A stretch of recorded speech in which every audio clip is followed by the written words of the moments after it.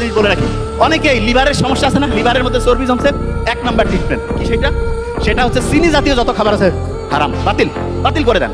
বাতিল করে টক দই খান, তার সাথে হচ্ছে ওই যে গ্রিন টি যে আছে সেইটা একটু খান। এবং একটা জিনিস বলে রাখি, গাছের যে ন্যাচারাল যে মধু সেইটার যে বৈশিষ্ট্য, কেনা মধুর ওই বৈশিষ্ট্য হবে না। গাছের যে ন্যাচারাল মধু সেইটা অ্যান্টিঅক্সিডেন্ট, রোগ প্রতিরোধ ক্ষমতায় ভরপুর, এবং সেইটা আপনার শরীরের গ্লাইসেমিক ইন্ডেক্সটাকে ঠিকভাবে কন্ট্রোল করবে, ডায়াবেটিসের সমস্যা হবে না। কিন্তু দোকানের খাইলে ওইটা আপনার জন্য প্রবলেম করবে। এরপরে ওই যে ঘি আছে না, অনেকে কয় ভাই ঘি খাচ্ছি কাজ কম হচ্ছে। হ্যাঁ, বাড়িতে তৈরি করা যে ঘি সেটা কিভাবে হয় জানেন? দুধ থেকে দই, দই থেকে মাখন, মাখন থেকে ঘি, এটা বাড়িতে বানানো। আর কোম্পানি যখন বানায় তখন সরাসরি ক্রিমটা উঠাই নিয়ে সেখান থেকে দই করে। ইন্টারেস্টিং পয়েন্ট, সহজ করে বলি, বাড়িতে বানানো ঘি এইটা 1000 গুণে ভালো যে কোনো কোম্পানির, সারা দুনিয়ার যে কোনো দামি ঘিয়ের চাইতে 1000 গুণে ভালো।